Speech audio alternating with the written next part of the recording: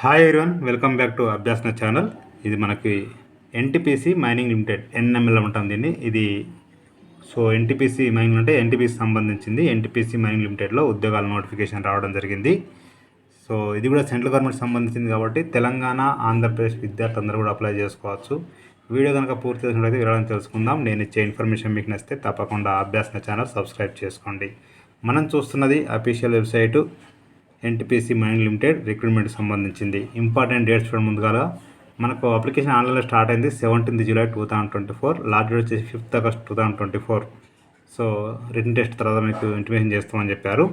దీనికి సంబంధించి పూర్తి వివరాలు ఇక్కడ అడ్వర్టైజ్మెంట్ ఇక్కడ ఇచ్చారు. ఇంగ్లీషు, హిందీ రెండు ఉన్నాయి. నేను ఇంగ్లీష్ క్లిక్ చేస్తున్నాను. ఇక్కడ డైరెక్ట్ ఓపెన్ చేయవచ్చు. క్లిక్ చేస్తే ఓపెన్ అయిపోతుంది. ఇదండి. ఇక్కడ మీరు చూసినట్లయితే మనకు ఉన్న పోస్టులు ఏంటి అంటే mining overmen, magazine incharge, mechanical supervisor, electrical supervisor, vocational training instructor, junior mine surveyor, right. తర్వాత మైనింగ్ సర్దార్. ఓకేనా అండి. ఇక్కడ మైనింగ్ ఓవర్మెన్, మ్యాగజైన్ ఇన్ఛార్జ్ వీళ్ళకి ఏంటంటే full time diploma mining engineering ఉండాలి అంటున్నారు. ఓకేనా. నెక్స్ట్ మెకానికల్ సూపర్వైజర్కి వచ్చేసి డిప్లొమా మెకానికల్ ఉన్న, ప్రొడక్షన్ ఇంజనీరింగ్ ఉన్న అప్లై చేసుకోవచ్చు. 60% స్కోర్ ఉండాలి. ఎస్సీ ఎస్టీ వాళ్ళకు పాస్ అయి ఉంటే సరిపోతుంది. ఎలక్ట్రికల్ సూపర్వైజర్కి డిప్లొమా ఎలక్ట్రికల్ ఉండాలి, ఎలక్ట్రికల్ ఎలక్ట్రానిక్స్. వొకేషనల్ ట్రైనింగ్ ఇన్స్ట్రక్టర్కి డిప్లొమా మైనింగ్, ఎలక్ట్రికల్, మెకానికల్ ఏదైనా అప్లై చేసుకోవచ్చు. జూనియర్ మైన్ సర్వేయర్ ఇక్కడ డిప్లొమా మైన్ సర్వే కానీ, మైనింగ్ కానీ, సివిల్ ఇంజనీరింగ్ అప్లై చేసుకోవచ్చు. మైనింగ్ సర్దార్ 10th పాటు మనకు మైనింగ్ సర్దార్ అనే ఒక సర్టిఫికేట్ కోర్స్ ఉంటుంది. అది చేస్తున్న వాళ్ళు డైరెక్ట్గా అప్లై చేసుకోవచ్చు అండి. ఓకేనా అండి. ఇది నోటిఫికేషను.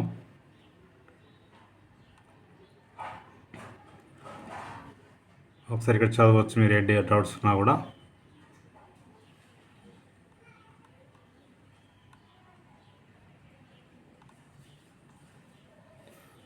ఓకేనా అండి. ఇక దీనికి సంబంధించి చూసినట్టయితే ఇక్కడ ఫ్రెష్ క్యాండిడేట్ మనం ఇక్కడ అప్లై చేసుకుంటే ఫస్ట్ టైం అనుకుంటే క్లిక్ చేస్తే ఓపెన్ అయిపోతుంది. ఇక్కడ మీరు ఏ పోస్ట్కి అప్లై చేస్తున్నారో ఆ పోస్ట్ ఇక్కడ సెర్చ్ చేసుకోవాలి. మీ నేమ్ 10th ప్రకారం కానీ ఇంటర్ ప్రకారం ఇవ్వాల్సి ఉంటుంది. మెయిన్గా 10th అన్నిటి కూడా. ఓకేనా అండి. 10th ప్రకారము, అదేవిధంగా date of birth. Have apply ఇంతకుముందు ఏమైనా అప్లై చేశారా అని ఇచ్చాడు ఇక్కడ. ఓకేనా అండి. నో అని పెట్టండి. ఇక్కడ email ID, re-enter email ID, password మనమే ఇచ్చుకోవాలి, మొబైల్ నెంబర్ ఇవ్వాలి. ఇక్కడ రిక్రూట్మెంట్ చదివామా అంటే ఎస్ అని చెప్పడానికి.